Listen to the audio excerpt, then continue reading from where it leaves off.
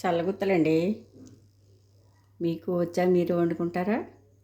పెద్ద పండగకి కంపల్సరిగా చేసుకునే వంట పిండి వంట. ఇంట్లో అందరికీ చాలా ఇష్టం.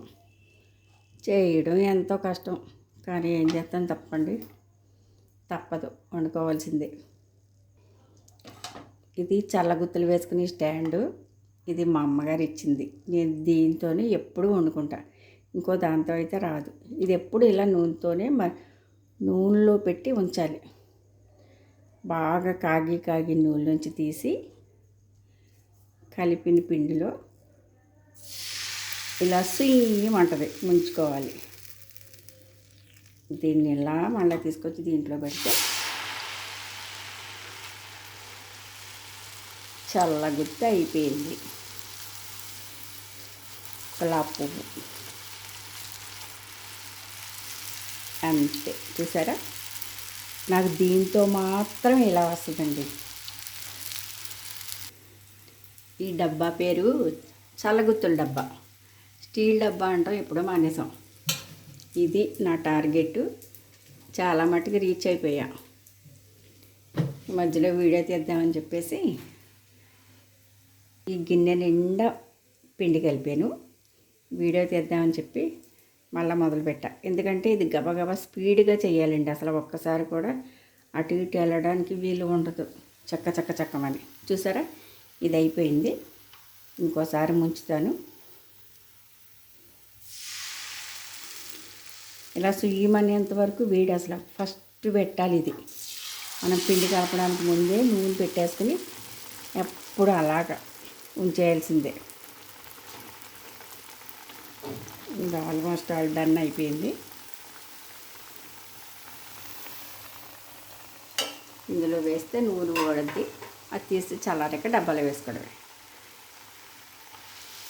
ఇది మైదా పిండితో చేస్తారండి. కేజీ మైదా పిండికి అర కేజీ వరిపిండి, కేజీ బెల్లం.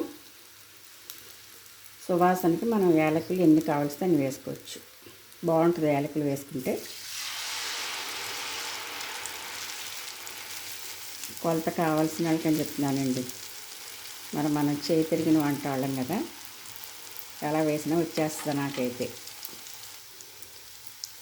నూనె హైలోనే పెట్టేసి ఉంచాలండి. ఈ చల్లగుత్తు స్టాండ్కి ఒక స్టోరీ ఉంది. ఇది మా అమ్మగారి ఇంటి నుంచి నేను తెచ్చుకున్నాను. నాకు దీంతో మాత్రమే వస్తుందండి. వేరే దాంతో అయితే అసలు నేను వండలేను.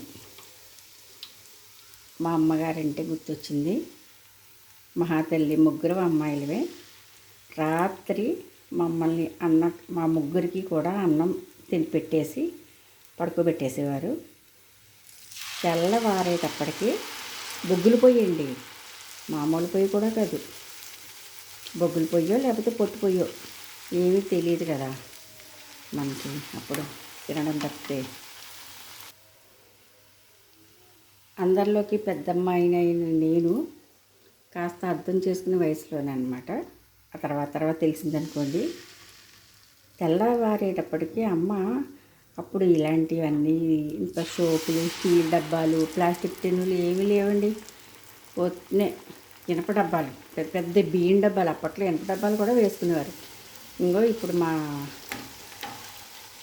గులాబీ గుత్తుల డబ్బాలాగే జంతువుల డబ్బా, బియ్యం డబ్బాలు అనమాట, ఇనపై. మా నాన్నగారు ఎప్పటికప్పుడు దాన్ని చాలా నీట్గా రంగులేసేసి ఉంచేవారు.